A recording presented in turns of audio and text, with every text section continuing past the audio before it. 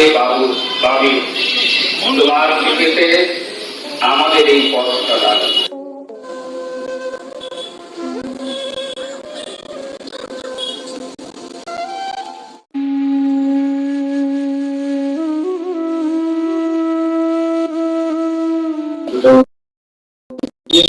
টি-শার্টটা বাবিন আমাকে দিয়েছিল, আমি যখন লাস্ট এসেছিলাম কলকাতায়। এটা ওর দেওয়া টি-শার্ট, এটা ওর দেওয়া গিফট, এটা লাস্ট দুটো গিফটের একটা। কাঁদে কাঁদে বাবু ভাবি, তোমার স্মৃতিতে আমাদের এই পথটা দাঁড়াবে।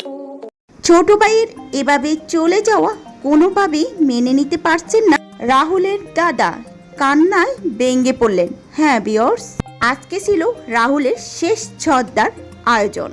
এদিন হাজির হয়েছিল টলিউডের এক জাক তারকারা।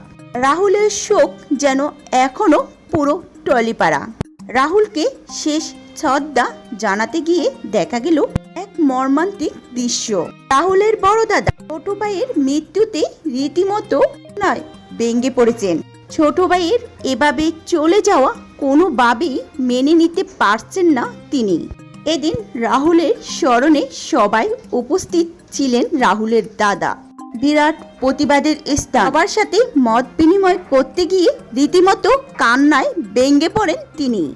এমনকি প্রিয় রাহুলকে শ্রদ্ধা জানাতে গানে গানে রাস্তায় আবারও সব তারকাদের দল নেমেছিল। মুখে জল নিয়ে পথে হাঁটলেন রাহুলের কাছের মানুষরা। রাহুলের দেয়া শেষ টি-শার্টটি গায়ে দিয়ে অজরে কাঁদলেন রাহুলের দাদা।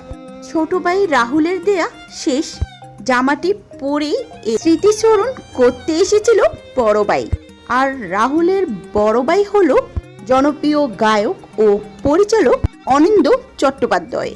ভাইয়ের কথা বলতে গিয়ে তিনি বারবার কান্নায় ভেঙে পড়ছেন। তিনি বলেন, এই জামাটা ও আমাকে শেষবারের মতন দিয়েছিল, আজ আমি সেটি পরে এসেছি ওর সাথে দেখা করব বলে। অনিন্দ্য ও রাহুলের সম্পর্ক ছিল বেশ বন্ধুত্বের মতন। ভাইয়ের মৃত্যু আজ 16 দিন পার হয়ে গেল। এখন জন্য রাহুলের বড় ভাই অনিন্দ্য চট্টোপাধ্যায়। তো ভিউয়ার্স, রাহুলের বড় ভাইয়ের ছোট ভাইয়ের প্রতি এত ভালোবাসা, বন্ধুত্ব সম্পর্ক দেখে আপনার কি মতামত অবশ্যই ভিডিওটির নিচে কমেন্ট করে জানাতে ভুলবেন না।